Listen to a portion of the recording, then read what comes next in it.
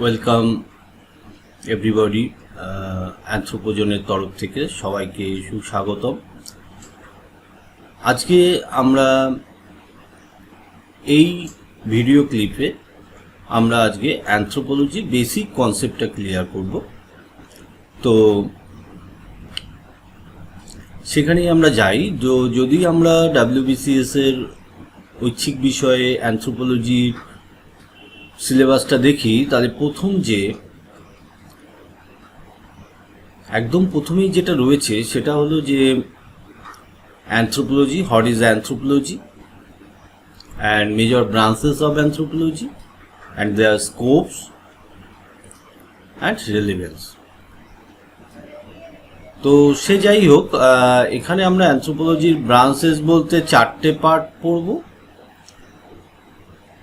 সেই 4টে ব্রাঞ্চ হচ্ছে physical anthropology or biological anthropology, social and cultural anthropology, prehistory and archaeology and linguistics anthropology. তো যাই হোক, প্রথমেই শুরুতে আমরা অ্যানথ্রোপোলজি সম্বন্ধে জানব এবং অ্যানথ্রোপোলজি জানতে গেলে যে অ্যানথ্রোপোলজি ওয়ার্ডটা, এই ওয়ার্ডটা কিভাবে এলো, এটা যদি আমরা খুব ভালো করে খেয়াল করি তো দেখতে পাবো যে এটা দুটো গ্রিক শব্দের মিলনেই তৈরি হয়েছে। মানে এটা দুটো গ্রিক শব্দ যুক্ত হয়ে এই অ্যানথ্রোপোলজি কথাটা তৈরি হয়েছে। কি সে দুটো? অ্যানথ্রোপোস অ্যান্ড লোগাস। অ্যানথ্রোপোস এবং লোগাস। অ্যানথ্রোপোস মানে কি? অ্যানথ্রোপোস হচ্ছে মানুষ, আর লোগাস কথার অর্থ বিজ্ঞান। তো মানুষের বিজ্ঞান, এই অ্যানথ্রোপোলজিতে আমরা যেটা নিয়ে আলোচনা করব সেটা হচ্ছে মানুষের বিজ্ঞান। তো এখানে আমরা তাহলে প্রথমেই অ্যানথ্রোপোলজির ডেফিনেশনটা জেনে নিই। তো অ্যানথ্রোপোলজির ডেফিনেশনে প্রথমেই বলা হচ্ছে যে অ্যানথ্রোপোলজি অবশ্যই একটা বিজ্ঞান। কেন বিজ্ঞান সে নিয়ে আমরা পরে আলোচনা করছি, কিন্তু তার আগে ডেফিনেশন বা সংজ্ঞায়িত করবার সময় বিষয়টাকে যদি আমরা দেখি তাহলে কিভাবে করতে পারি।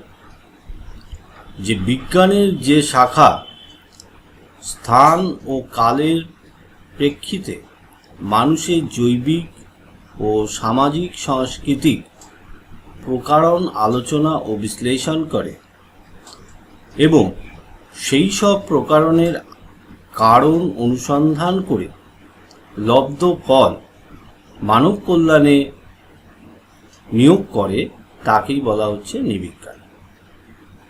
তাহলে কি হলো?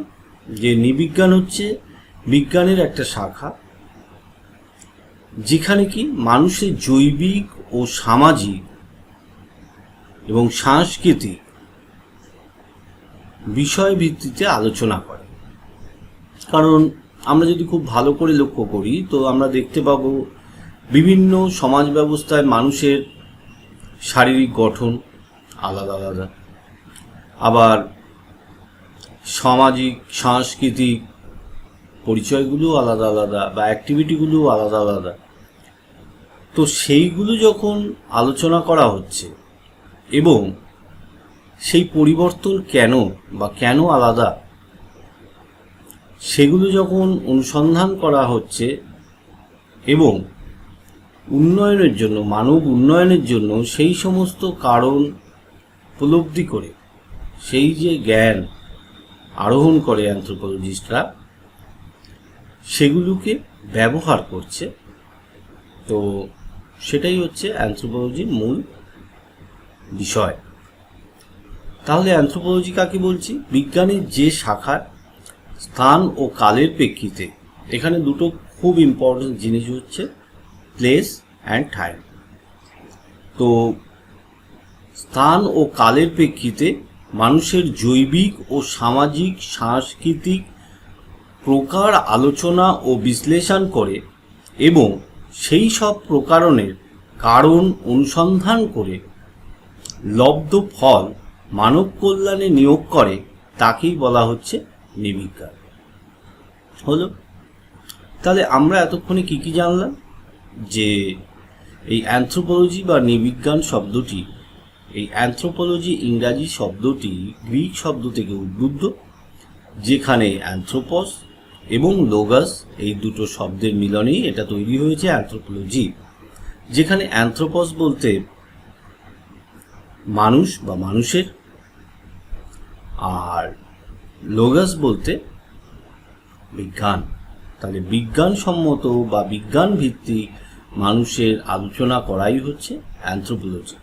তো সেটাকে যদি আমরা একটু ইলাবোরেটলি ডিফাইন করতে চাই, তাহলে কি করতে পারি?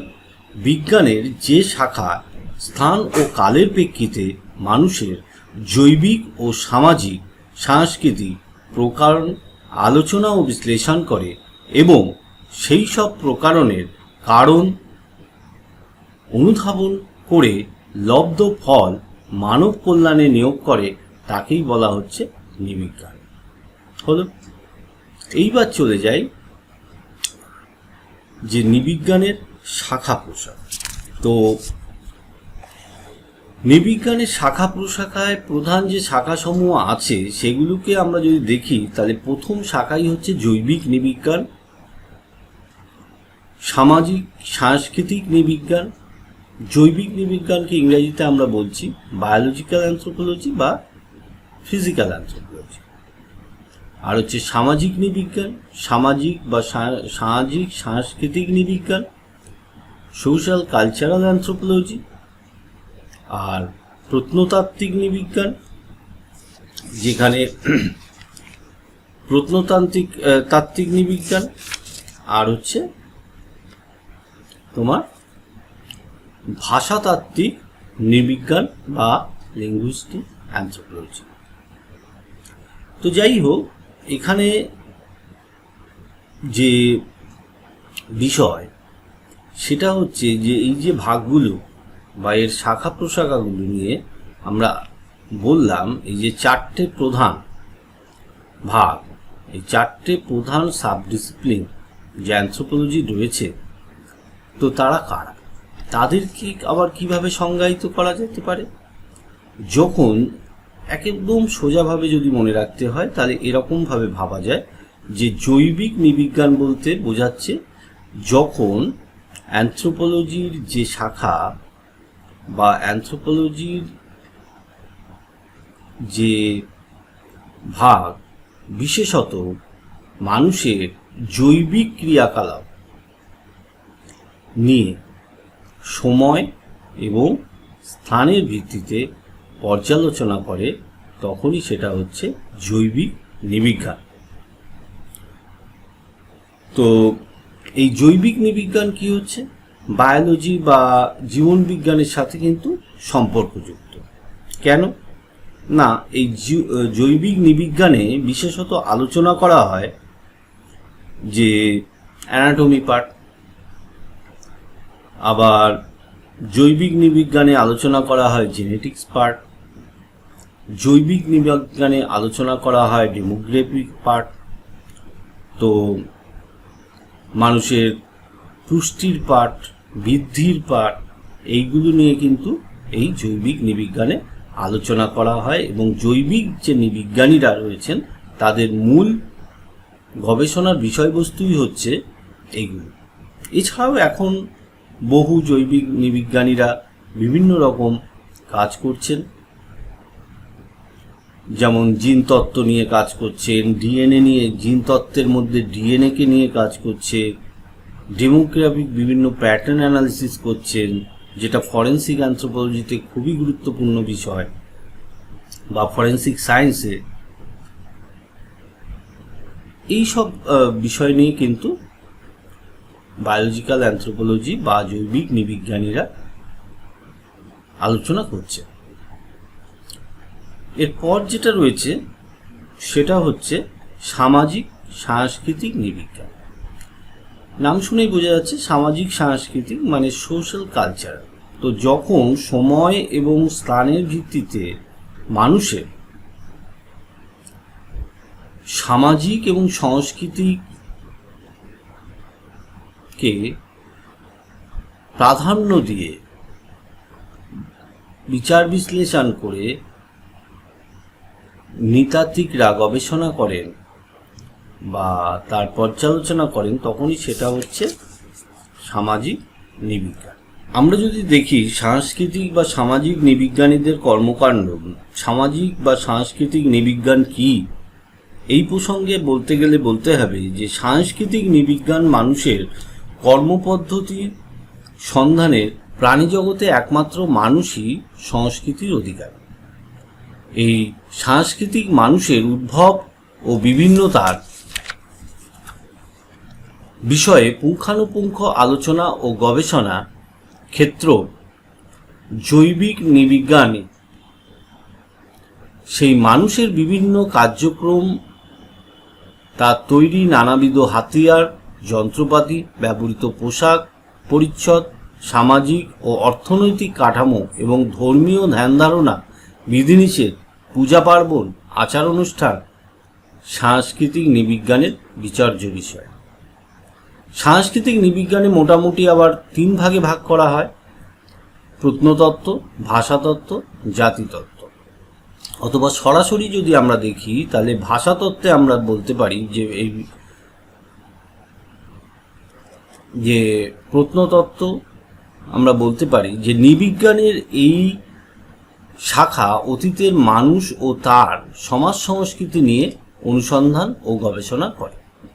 নৃবিজ্ঞানের এই শাখা মানে প্রত্নতত্ত্ব যে শাখাটি রয়েছে সেটা হচ্ছে অতীতের মানুষ ও তার সমাজ সংস্কৃতি নিয়ে অনুসন্ধান ও গবেষণা করে।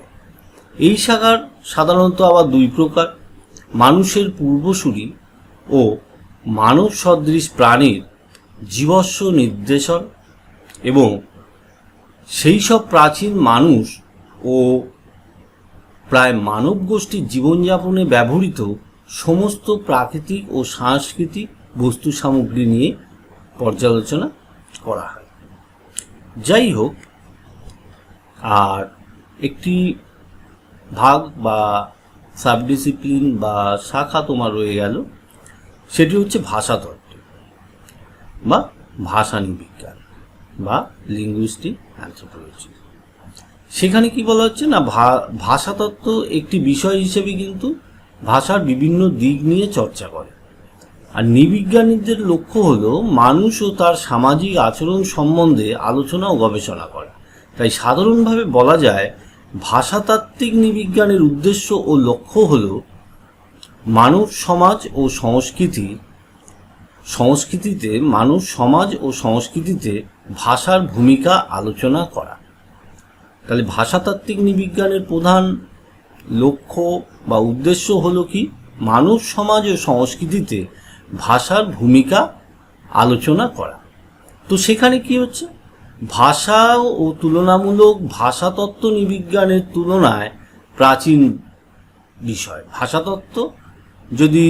ভাষাতত্ত্ব নৃবিজ্ঞানের তুলনায় কিন্তু একটি প্রাচীন বিষয়, কিন্তু বহুদিন পর্যন্ত ভাষাতাত্ত্বিকদের একমাত্র কাজ ছিল ইন্দো ইউরোপিয়ান ভাষা গোষ্ঠীর অন্তর্গত বিভিন্ন ভাষার কুল, গোত্র, কাঠামো, ধ্বনির বৈশিষ্ট্য প্রভৃতি নিরূপণ করা এবং পরস্পরের সঙ্গে তুলনা করা। ভাষা যে সমাজ ও সংস্কৃতির একটি গুরুত্বপূর্ণ অঙ্গ, সে বিষয়ে পূর্বে ভাষাতাত্ত্বিকদের তেমন কোনো ধারণাই ছিল না। কিন্তু নৃবিজ্ঞানীরা যখন বিভিন্ন দেশের আদিম জনগোষ্ঠীর পূর্ণ সামাজিক সংস্কৃতি বিবরণ সংগ্রহ করতে শুরু করলেন, সেই সঙ্গে তাদের কথার ভাষা মানে কথ্য ভাষা সম্বন্ধেও তারা তথ্য সংগ্রহ করে। এই সব তথ্য প্রকাশিত হওয়ায় ভাষাতত্ত্বের পরিধি বিস্তৃত হয়। সেই সঙ্গে ভাষার যে কিছু সামাজিক ভূমিকা আছে সে সম্বন্ধেও বিজ্ঞানী মহল উপলব্ধি করে। ভাষা যেহেতু সমাজ নির্ধারিত আচরণ, তাই নির্দিষ্ট সমাজের যোগাযোগ ও ও ভাষা বিনিময়ের গোটা ব্যবস্থার পরিপ্রেক্ষিতে ভাষাকে অনুধাবন করা ভাষাতাত্ত্বিক নৃবিজ্ঞানের অন্যতম প্রধান লক্ষ্য। তাহলে এখানে আমরা একটা বিষয় দেখতে পেলাম যে ভাষাতত্ত্ব বলে যে বিষয়টি রয়েছে সেটি কিন্তু অনেক আগে, কারণ ভাষাতত্ত্ব নৃবিজ্ঞানে যখন পর্যালোচনা শুরু হলো তার কিন্তু খুব আগেই ভাষাতত্ত্ব ছিল, কিন্তু তারা তখন কিছু ইন্দো ইউরোপীয় ভাষা নিয়েই তার কুল, গোত্র, কাঠামো, ধ্বনির বৈশিষ্ট্য এইসব নিয়েই গবেষণা করতেন বেশিরভাগ। কিন্তু নৃবিজ্ঞানীরা যখন বিভিন্ন ছোট ছোট গোষ্ঠীর মধ্যে, এখানে গোষ্ঠী বলতে আদিবাসীদেরকেই বিশেষত বোঝানো হচ্ছে, তো এই আদিবাসীদের সাথে যখন তারা কাজ করতে গেলেন তখন প্রত্যেক আদিবাসীর নিজস্ব একটি ভাষা আছে। তো সেই ভাষাগুলো, কারণ তার সংস্কৃতি, তার আচার আচরণ এ সমস্ত বোঝবার জন্য তাদের ভাষাটাকেও তাদের ভাষারও তথ্যগুলো কিন্তু তাদের সংগ্রহ করতে হয়েছে।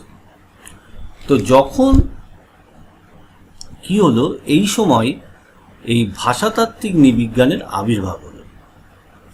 আর ভাষা যেহেতু সমাজ নির্ধারিত আচরণ, তাই নির্দিষ্ট সমাজের যোগাযোগ ও ভাষার বিনিময়ে গোটা ব্যবস্থার পরিপ্রেক্ষিতে ভাষাকে অনুধাবন করা ভাষাতাত্ত্বিক নৃবিজ্ঞানের অন্যতম একটা প্রধান লক্ষ্য।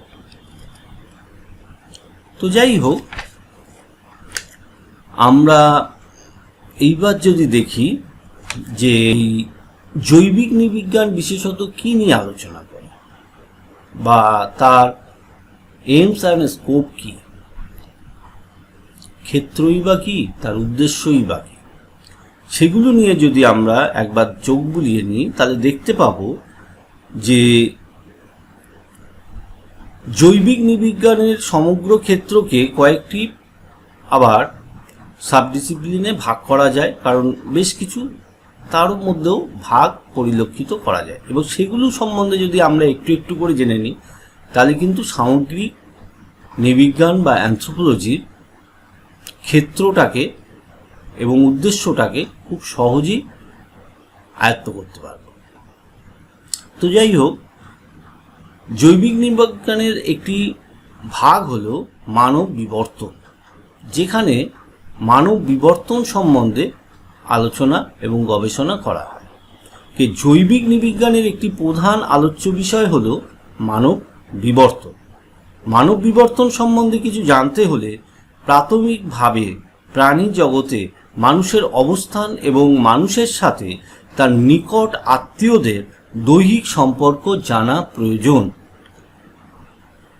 যে নিকটও যে মানুষ, যদি মানুষের অবস্থানটা কি জীবজগতে কোন জায়গায় রয়েছে, এবং তার সাথে দৈহিক যে একই রকম দেখতে যে সমস্ত জীব রয়েছে তাদের কিন্তু দৈহিক কাঠামোটা জানা খুবই প্রয়োজন আমাদের। সেই জন্য প্রাণী জগতের শ্রেণীবিন্যাস, তুলনামূলক অঙ্গসংস্থান বিদ্যা এবং তুলনামূলক আচরণ প্রভৃতি বিষয় সম্বন্ধে প্রাথমিক ধারণা আবশ্যক। আবার বিবর্তন তত্ত্ব, যে বিবর্তন তত্ত্ব রয়েছে, থিওরি রয়েছে, তো প্রক্রিয়া ও কারণসমূহ সম্বন্ধেও ধারণা না থাকলে বিবর্তন বিষয়ক কোনো আলোচনাই কিন্তু সম্ভব নয়। তো মানব বিবর্তন অনুধাবনের সর্বপ্রথম প্রাণী জগতে মানুষের অবস্থান জানা প্রয়োজন। শ্রেণীবিন্যাস বিদ্যা ও কাঠামোগত তুলনার ভিত্তিতে মানুষ প্রাণী জগতের কোন শ্রেণী, কোন বর্গ, কোন গোত্র, কোন গণ, কোন প্রজাতিতে অবস্থিত তাও জানা প্রয়োজন। তো এই সমস্ত বিষয় নিয়ে পর্যালোচনা করে কারা না মানব বিবর্তন নিয়েই পর্যালোচনা করেন কারা না জৈবিক নৃবিজ্ঞানীরা। তো যাই হোক, অন্যদিকে রয়েছে মানব জিন তত্ত্ব। এগুলো আমরা আরও পরবর্তীকালে সিলেবাস অনুযায়ী যখন এগোবো তখন আরও বিস্তারিত কিন্তু আমরা জানতে পারব। তো মানব জিন তত্ত্ব, এই বিষয়টি জৈবিক নৃবিজ্ঞানের আরও একটি প্রধান অংশ। জীবজগতের সকল সদস্যের বংশগত একক হচ্ছে জিন, এটা আমরা সবাই জানি। সমস্ত প্রাণী ও উদ্ভিদের দৈহিক বৈশিষ্ট্য বংশ পরস্পরায় এক বা একাধিক জিন দ্বারা নিয়ন্ত্রিত হয়। এক বা একাধিক জিন দ্বারা কিন্তু আমাদের দৈহিক বৈশিষ্ট্য উদ্ভিদ বা প্রাণী সবারই কি হয় না নিয়ন্ত্রিত হয়। তো মানুষের দৈহিক বৈশিষ্ট্য অনুরূপভাবে অসংখ্য জিন দ্বারা নিয়ন্ত্রিত হয়। তাই মানুষের জিনতত্ত্ব আলোচনার মাধ্যমে জৈবিক মানুষকে বোঝা সম্ভব। ব্যক্তি মানুষ ও বিভিন্ন মানব গোষ্ঠীর জিনগত গঠন নির্ধারণ ও আলোচনা করা এই বিষয়টির কিন্তু প্রধান উদ্দেশ্য। এর মাধ্যমেই মানব প্রজাতির অন্তর্ভুক্ত মানব প্রকরণ সমূহের সঠিক স্থান নির্ধারণ করা সম্ভব এবং সেই সূত্রে মানুষের জাতি সমূহ সম্বন্ধে যথার্থভাবে ধারণা গঠন করা সম্ভব। আরও আছে যে জনতত্ত্ব ও জনবৈশিষ্ট্য, এই এছাড়াও রয়েছে জাতিতত্ত্ব। আর একটা বিষয় সম্বন্ধে তোমাদের জানতে হবে, সেটা হচ্ছে প্যালিও অ্যানথ্রোপোলজি বা প্রত্নতাত্ত্বিক নৃবিজ্ঞানের উল্লেখযোগ্য আলোচনা ক্ষেত্র হল প্রাগৈতিহাসিক সংস্কৃতির সঙ্গে বর্তমানের সেতুবন্ধন। যেসব অঞ্চল থেকে প্রাগৈতিহাসিক সংস্কৃতির নিদর্শন আবিষ্কৃত হয়েছে, আধুনিককালে সেই সব অঞ্চলে বসবাসকারী আদিবাসীদের জীবন ও সংস্কৃতি বিশ্লেষণের মাধ্যমে প্রাগৈতিহাসিক মানবগোষ্ঠীর জীবনযাপন ও তাদের সাংস্কৃতিক অভিযোজন পদ্ধতি অনুধাবনের প্রয়াস পাওয়া যায়। প্রাগৈতিহাসিক মানুষ ও তার সংস্কৃতিকে অনুধাবন করা, ব্যাখ্যা করা এই যে বিশ্লেষণাত্মক ও সামগ্রিক দৃষ্টিভঙ্গির একটা প্রত্নতান্ত্রিক নৃবিজ্ঞানের বিশেষত্ব। নৃবিজ্ঞানের এই শাখাকেই প্যালিও অ্যানথ্রোপোলজি নামে বলা হয়। তো এই হচ্ছে আমাদের মোটামুটি অ্যানথ্রোপোলজি বিভিন্ন যে সাবডিসিপ্লিনগুলো আছে সেই নিয়ে আলাপ আলোচনা। আমরা আজকে এই অবধি জানি, তারপর আবার পরবর্তী ক্লাসে এর পরবর্তী পার্টটা তোমাদেরকে বলে দেওয়া হবে।